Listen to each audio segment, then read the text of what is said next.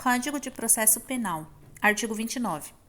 Será admitida ação privada nos crimes de ação pública se esta não for intentada no prazo legal, cabendo ao Ministério Público aditar a queixa, repudiá-la e oferecer denúncia substitutiva, intervir em todos os termos do processo, fornecer elementos de prova, interpor recurso e, a todo tempo, no caso de negligência do querelante, retomar a ação como parte principal. Artigo 30. Ao ofendido ou a quem tenha qualidade para representá-lo, caberá intentar a ação privada. Artigo 31. No caso de morte do ofendido ou quando declarado ausente por decisão judicial, o direito de oferecer queixa ou prosseguir na ação passará ao cônjuge, ascendente, descendente ou irmão. Artigo 32. Nos crimes de ação privada, o juiz, a requerimento da parte, que comprovar a sua pobreza, nomeará advogado para promover a ação penal.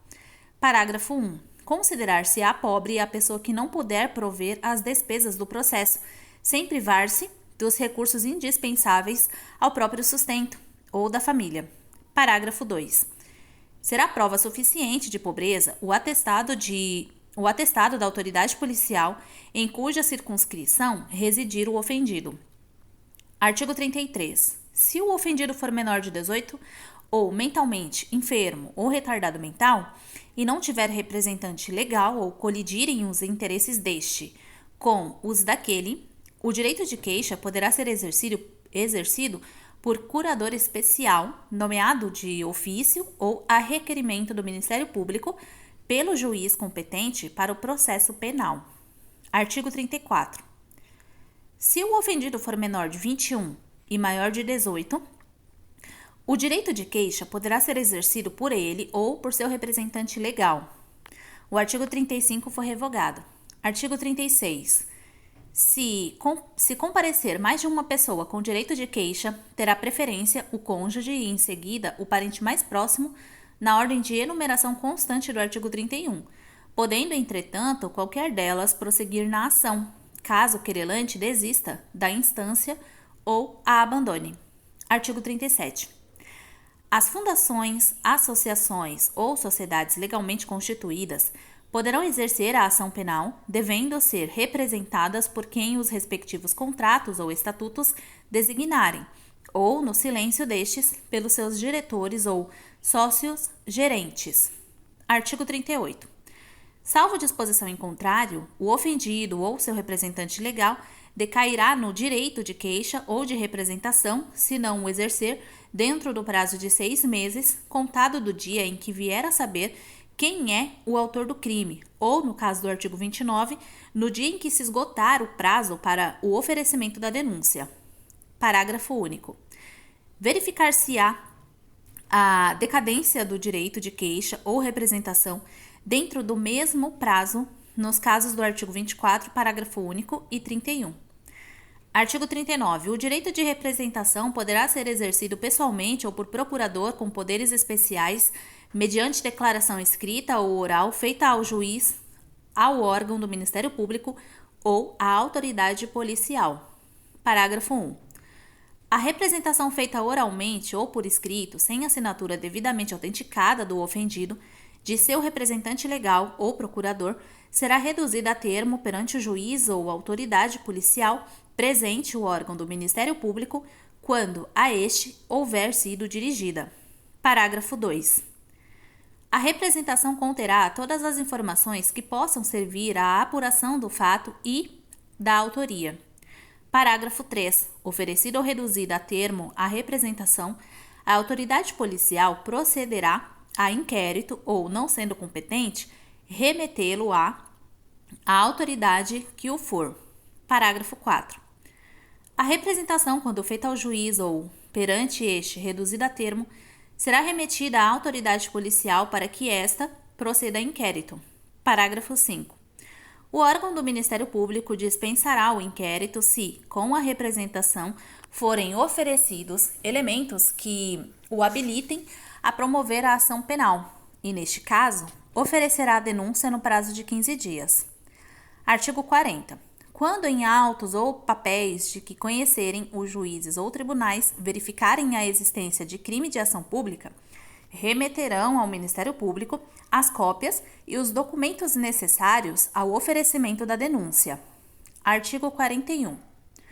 A denúncia ou queixa conterá a exposição do fato criminoso com todas as suas circunstâncias, a qualificação do acusado ou esclarecimentos pelos quais se possa identificá-lo, a classificação do crime e, quando necessário, o rol das testemunhas.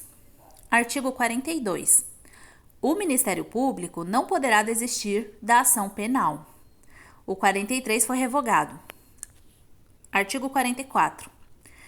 A queixa poderá ser dada por procurador com poderes especiais, devendo constar do instrumento do mandato o nome do querelante e a menção do fato criminoso, salvo quando tais esclarecimentos dependerem de diligências que devem ser previamente requeridas no juízo criminal.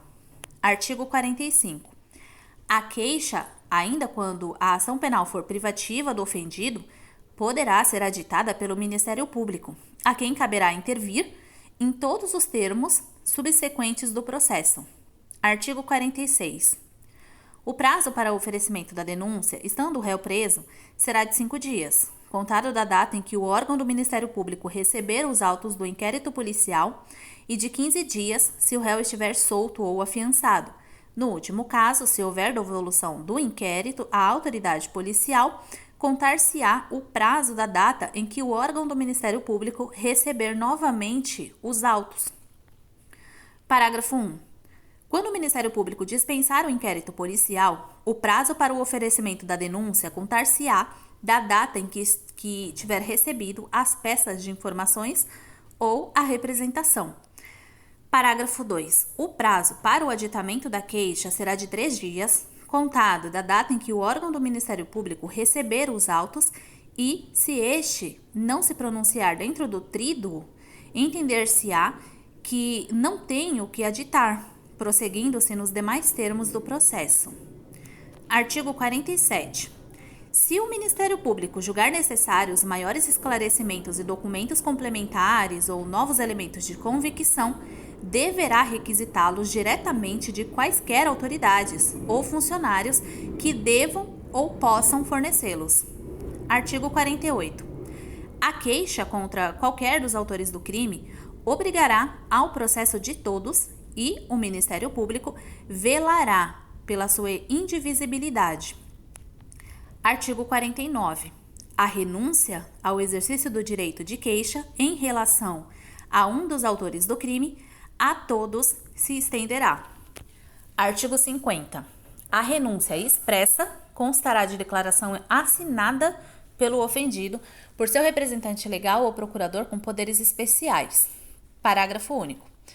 A renúncia do representante legal do menor que houver completado 18 anos não privará este do direito de queixa, nem a renúncia do último excluirá o direito do primeiro. Artigo 51. O perdão concedido a um dos querelados aproveitará a todos, sem que produza, todavia, efeitos em relação ao que o recusar. Artigo 52. Se o querelante for menor de 21 e maior de 18, o direito de perdão poderá ser exercido por ele ou por seu representante legal, mas o perdão concedido por um, havendo oposição do outro, não produzirá efeito. Artigo 53. Se o querelado for mentalmente enfermo ou retardado mental e não tiver representante legal ou colidirem os interesses deste com os do querelado, a aceitação do perdão caberá ao curador que o juiz lhe nomear. Artigo 54. Se o querelado for menor de 21 anos, observar-se-á, quanto à aceitação do perdão, o disposto no artigo 52. Artigo 55. O perdão poderá ser aceito por procurador com poderes especiais. Artigo 56. Aplicar-se-á ao perdão extraprocessual expresso o disposto no artigo 50. Artigo 57. A renúncia tácita e o perdão tácito admitirão todos os meios de prova. Artigo 58.